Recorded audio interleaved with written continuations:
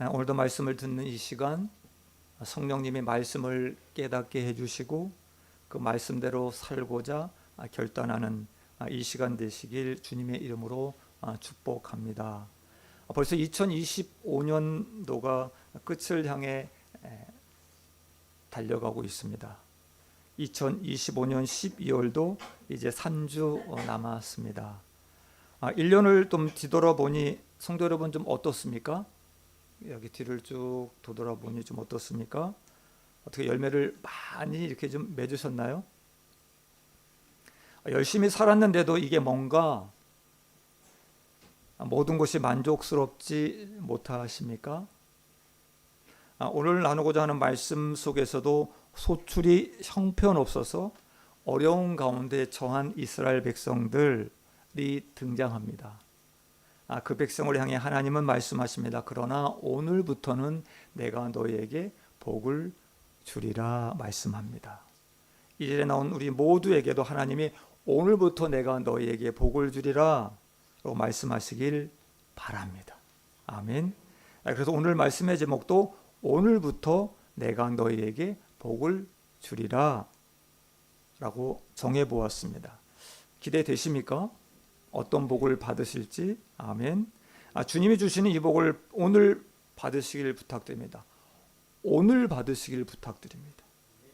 오늘 본문인 학개서는 바사 왕 다리오 2년을 배경으로 하고 있습니다.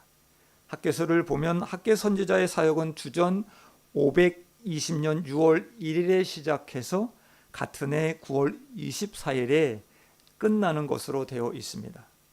그의 사역 기간은 한 3개월 남짓으로 길지 않았던 것으로 보입니다. 학개서는 하나님이 학개 선지자에게 신탁하신 4번의 말씀을 중심으로 기록하고 있습니다. 여기서 신탁이란 하나님이 임하셔서 말씀하신 것, 하나님이 임하셔서 말씀하신 것을 의미합니다. 학개의 이름은 나의 절기, 나의 축제라는 의미를 지니고 있습니다. 이는 그가 이스라엘의 특정 절기에 태어났기 때문에 아마도 붙여진 이름이다라고 말을 합니다. 또한 재미있는 것은 이 여호와의 말씀이 학개의 선지자에게 절기에 임했다는 것입니다. 첫 번째 신탁은 학개에서 1장 1절에서 여섯째 달 곧 그달 초하루 즉 월삭에 임했습니다. 두 번째 신탁은 일곱째 달 21일 즉 초막절 절기가 끝나는 날 하나님의 말씀이 임했습니다. 오늘 본문 학개서 2장 10절은 다리오 왕 제2년 9째 달 24일에 하나님의 말씀이 학개의 선지자에게 임했던 말씀입니다. 이 신탁은 두 번째 신탁이 2달이 지난 후였습니다. 그리고 성전 재건이 시작된 지 3달이 지난 후였습니다. 오늘 저는 하나님이 학개 선지자에게 세 번째로 주신 신탁의 말씀을 2단락으로 나누어서 같이 은혜를 나누어 볼까 합니다. 첫 번째 단락은 10절부터 14절까지의 단락입니다. 하나님의 질문으로 시작됩니다. 하나님은 재미있게도 학개에게 첫 번째, 두 번째 임하셔서 말씀하실 때 이것이 옳으냐? 본자가 누구냐? 어떻게 보이느냐? 하면서 문제를 제기하는 형태로 말씀하셨습니다. 그리고 오늘 세 번째 신탁에서도 질문으로 시작합니다. 우리 11절 말씀을 다 같이 읽겠습니다. 11절 말씀 시작. 만군의 여호와가 말하노니 너는 제사장에게 율법에 대하여 물어 이르기를. 아멘. 하나님은 백성 중에서 제사장들에게 물어보라고 합니다.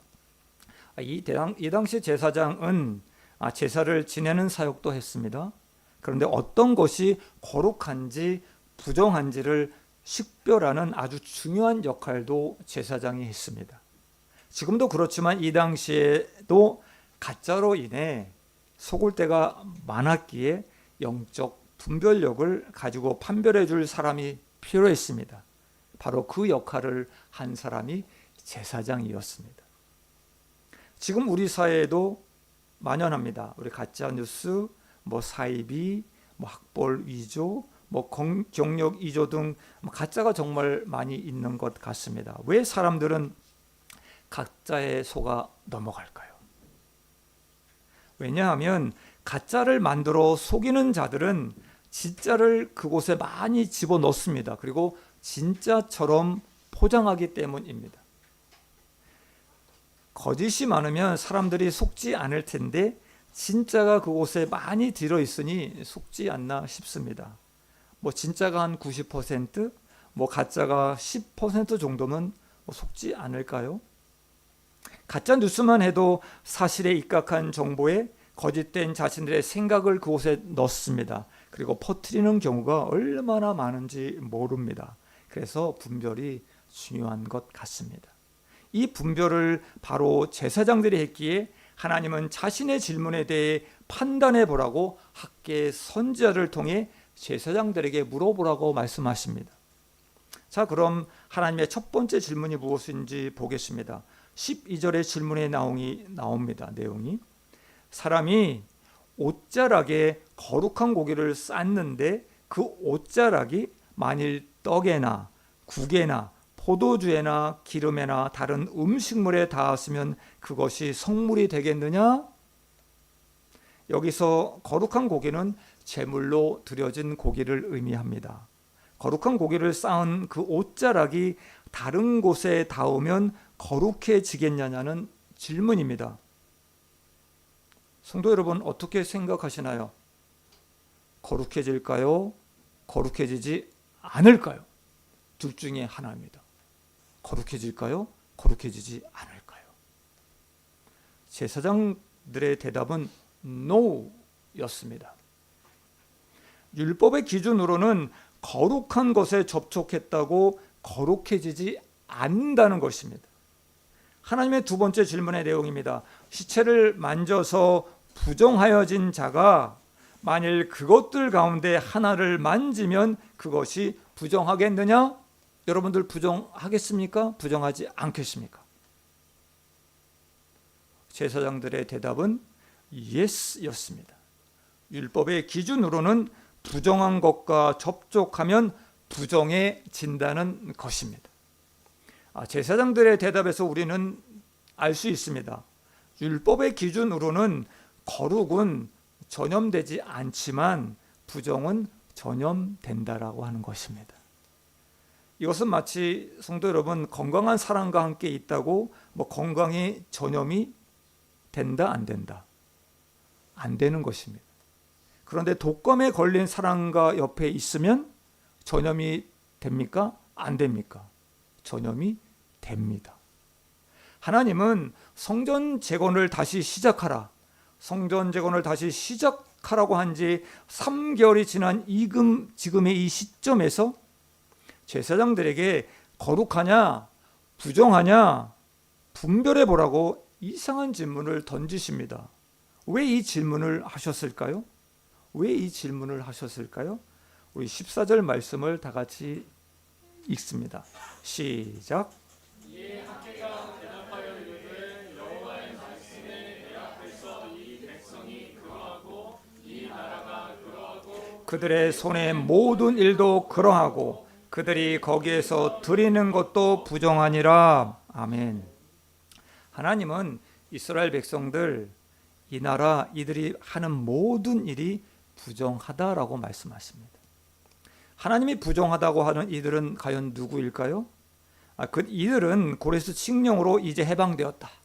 이제 해방되었어 라고 그 구원의 기쁨을 안고 안정된 그 바벨론의 삶을 뒤로 한 채 예루살렘으로 돌아온 자들입니다.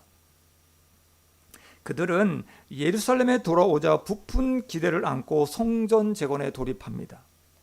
그러나 성전 재건의 과정은 그렇게 순탄하지 않았습니다. 급기야 아닥사스다 왕의 공사 중단 명령까지 내려졌습니다. 이것에 실망한 백성들, 성전 건축을 중단한 채 새로운 땅에 정착해서 먹고 살기 위한 노력을 이어갔습니다. 16년 동안 이들에게는 16년 동안 이들에게는 성전 재건이 뒷전으로 밀려났습니다. 삶의 분주함 그리고 그 어려움 때문에 성전 재건에 관심도 두지 못했습니다. 아예 성전 재건에 대한 마음이 묻어져 버리고 잊혀져 가고 맙니다. 그러면서도 이들은 모여서 예배를 드립니다. 하나님의 사랑도 성전 재건에 대한 마음도 다 식은 채로 관심마저도 없는 상황에서 그저 형식적인 예배만 드리고 있었던 것입니다. 하나님은 이들에게 말씀하십니다. 이스라엘 백성들아, 너희가 하나님보다 세상의 일에 마음을 두고 나에 대한 믿음도 없이 이 예배의 자리에 나와 앉아 있다고 거룩해지겠느냐? 거룩해지겠느냐? 모든 것이 부정하다 말씀하십니다. 하나님은 학개 선지자를 통해 너희들 마음이 부정하니 너희가 하는 그 어떤 것도 다 부정하다 이들에게 대묻고 있는 것입니다. 하나님은 갈 길 몰라 헤매는 우리를 이 땅 바벨론에서 구원해 주셨습니다. 예수님을 믿고 나 같은 죄인을 구원해 주심이 얼마나 기뻤는지 모릅니다. 그래, 이제 나도 내 마음에 하나님의 성전을 새롭게 지어가리라. 내 마음 찾고 믿는 자로 살아가리라 마음 먹고 나아갑니다. 날마다 말씀도 있습니다. 기도도 합니다. 찬양도 합니다. 예배를 전심으로 드렸습니다. 그런데 삶이 점점 바빠집니다. 그리고 사는 것이 녹록지 않습니다. 너무 바쁩니다. 세상에 좋은 것들이 다시 눈에 들어옵니다. 좀 더 편안하게 살자, 좀 더 안락하게 살고 싶어집니다. 시간이 갈수록 점점 구원의 간격도 하나님에 대한 믿음도 예수님에 대한 사랑도 식어집니다. 내 마음의 성전 재건이 중단되어 버립니다. 이제 성전 재건은 뒷전이 되어 버립니다. 말씀도 있지 않습니다. 기도도 안 합니다. 찬양도 내 입술에 없어졌습니다. 삶에 지쳐서 예배당에 와서도 예배에 대한 감격도 갈망도 없어졌습니다. 그저 주일이니까 이 자리에 나와 앉아 있습니다. 사랑하는 여러분, 예수 믿는 것의 비참함이 무엇인 줄 아십니까? 교회만 나오는 것입니다. 교회만 나오는 것입니다. 이런 예배를 이사야 선지자는 이사야 1장 11절과 12절에서 이렇게 말씀합니다. 이사야 1장 11절 12절 말씀 봉독합니다. 시작. 여호와께서 말씀하시되 너희의 무수한 재물이 내게 무엇이 유익하뇨? 나는 순양의 번제와 살찐 짐승의 기름에 배불렀고 나는 수송아지와 어린 양이나 순염소의 피를 기뻐하지 아니하노라. 너희가 내 앞에 보이러 오니 이것을 누가 너에게 요구하였느냐? 내 마당만 밟을 뿐이니라.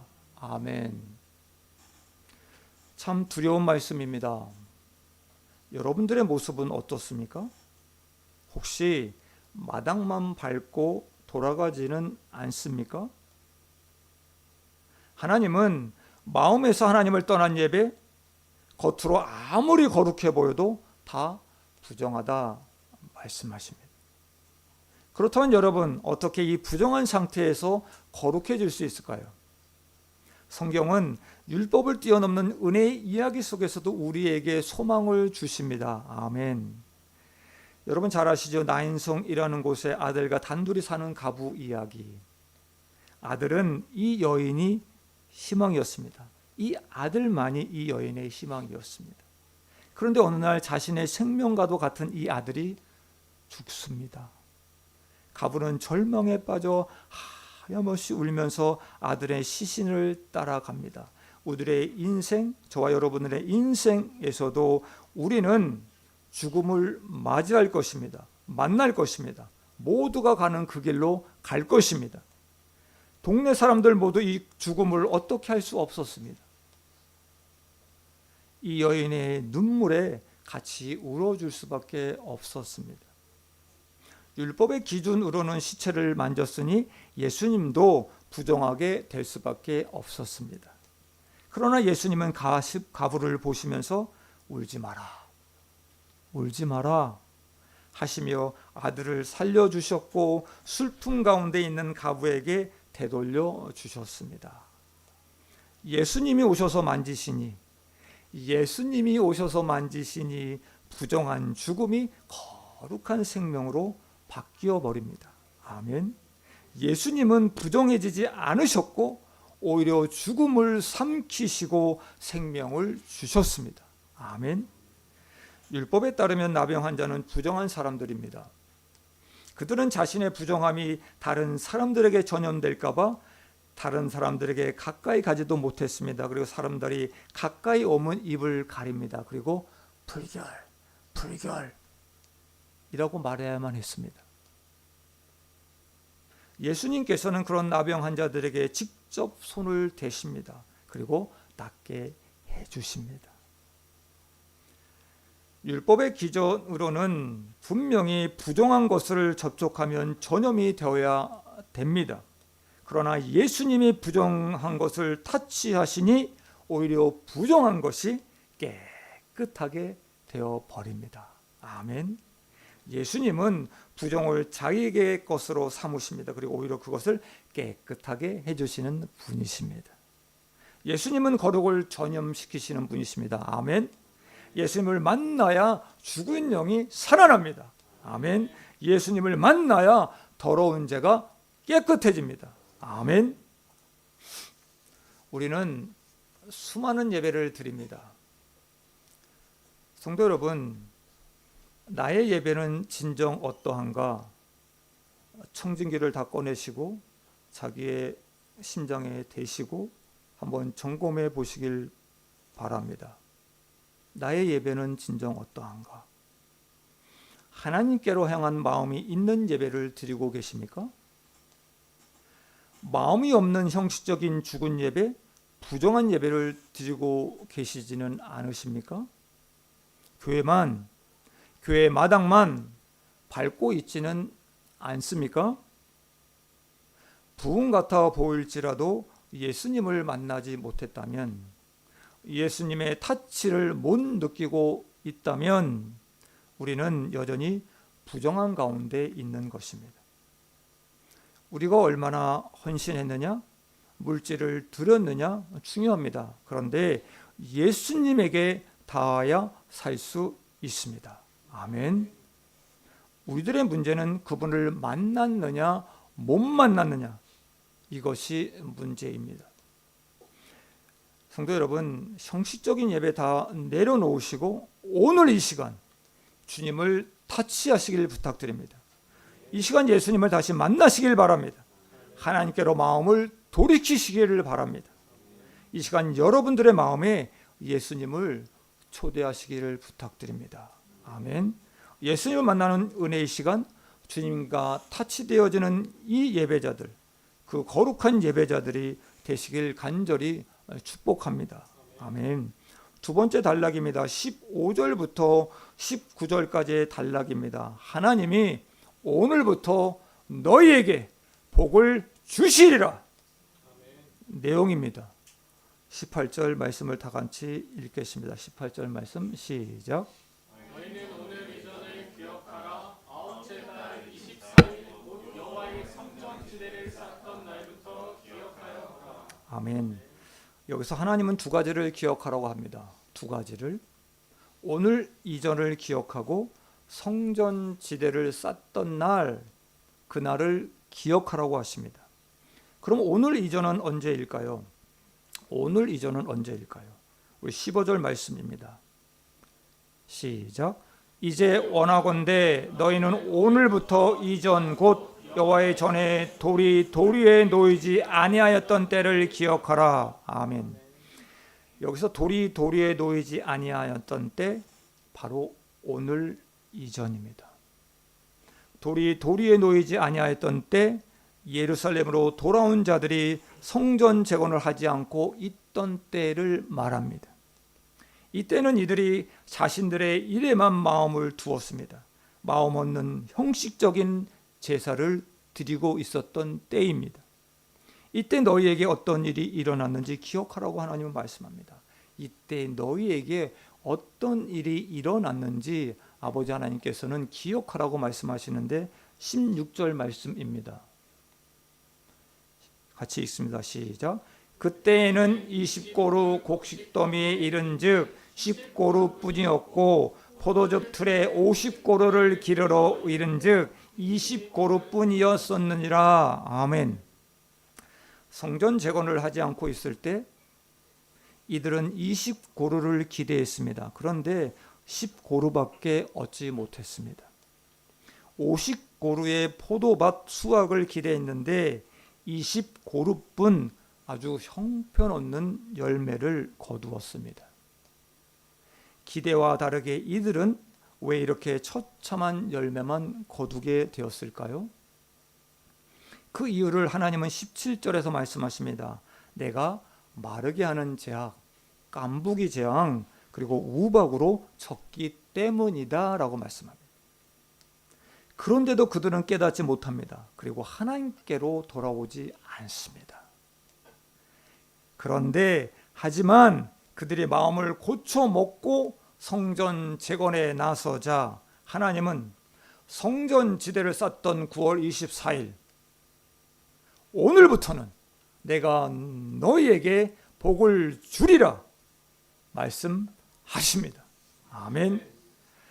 이스라엘의 건축물 중에서 가장 중요한 것이 모퉁이 돌이라고 합니다.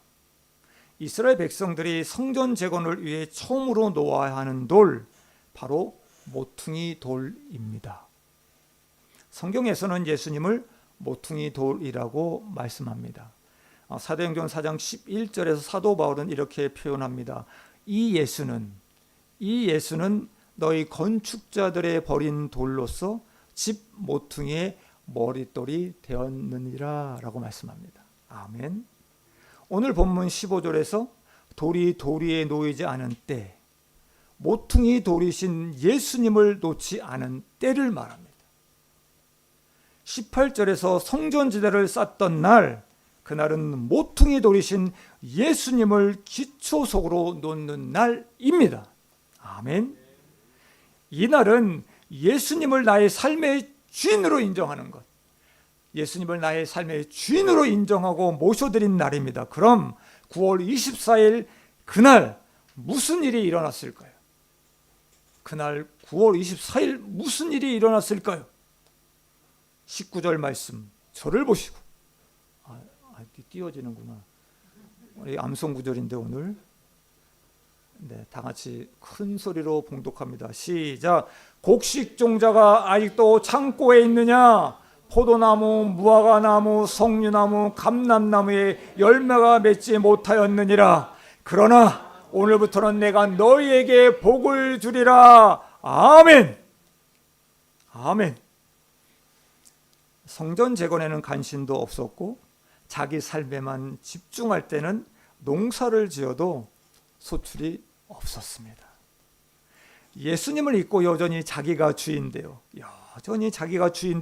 살 때에는 열심히 땀 흘려 일해도 아무런 열매를 얻을 수가 없었습니다. 소리만 요란하고 속이 텅텅 비어 있었습니다. 그러나 나의 아버지 하나님은 성전 지대를 쌓던 날, 모퉁이 돌을 쌓던 날, 그날 종자가 창고에 있느냐? 나무에 열매가 있느냐? 그러나 오늘부터 내가 너희에게 복을 주리라. 아멘. 말씀하십니다. 성도 여러분, 마음의 방향을 돈에서, 사람에게서, 자신에게서 하나님께로 돌이키는 그 순간, 바로 오늘부터 하나님의 축복이 시작되는 것입니다. 아멘. 예수님을 기초석으로 놓는 날, 예수님을 모퉁이 돌로서 놓는 날, 예수님을 나의 주인으로 모시는 그 날, 오늘부터 하나님의 축복이 됩니다. 아멘. 결론을 맺겠습니다. 하나님은 오늘 이전과 오늘부터를 기억하라고 말씀합니다. 열심히 살았는데 아무런 열매가 안 보이십니까? 1년을 돌아보니 생각한 것보다 거둔 것이 없습니까? 정말 안 돼도 안 된다. 정말 안 돼도 이렇게 안 된다니 인간관계도 안 되고 물질도 모두 최악이다. 성도 여러분, 내 마음에 예수님을 모셔드리기를 부탁드립니다. 초대하십시오. 그리고 내가 아니라 예수님을 나의 주인으로 모시고 그 뜻대로 살아보십시오. 아멘. 그리고 어떤 복이 임하는지 한번 시험해 보시길 부탁드립니다. 오늘 이전과 오늘부터를 비교해 보십시오. 수요일에 잠깐 우리 지호셉 집사님이 교회에 오셨습니다. 집사님은 1년 동안 일본 지사뿐만 아니라 앞으로는 대만, 태국, 미국, 유럽까지 사업을 확장하게 되었다고 하셨습니다. 집사님은 이 모든 것이 하나님의 축복이요, 하나님이 하셨다. 그리고 자신은 단지 그 일의 사명자라고 말씀하셨습니다. 예수님을 기초석으로 깔고 매일 주님과 동행하며 펼쳐가시는 그 집사님의 사업, 저는 하나님이 부어주시는 그 복을 보았습니다. 얼마나 감사한지 모릅니다. 하나님은 저와 여러분에게도 하나님을 만나는 그날부터, 하나님을 만나는 이 오늘부터 복을 주리라 말씀하십니다. 아멘. 사랑하는 여러분, 예수님을 만나시기를 바랍니다. 예수님이 없으면 우리의 영은 나인성 과부의 죽은 아들처럼 그런 영이 됩니다. 예수님이 없으면 우리의 인생은 괴롭고 허무하고 공허하고 열매를 맺을 수가 없습니다.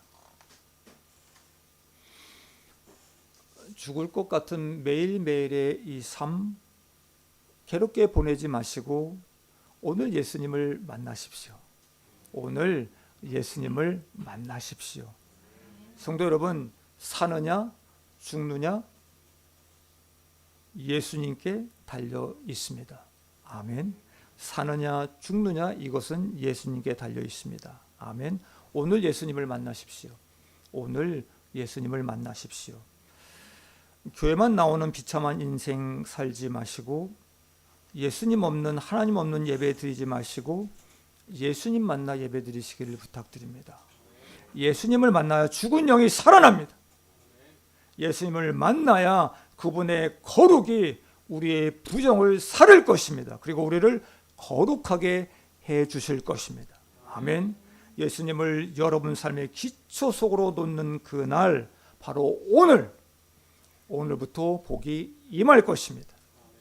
오늘 우리의 예배, 하나님을 모셔드리는 예배, 예수님을 모셔드리는 예배, 내 세계의 최고의 예배가 되어 오늘부터 복을 주리라 약속하신, 오늘부터 복을 주리라 말씀하신 그 복이 우리들의 삶 가운데 넘쳐나길 주님의 이름으로 축원드립니다. 아멘.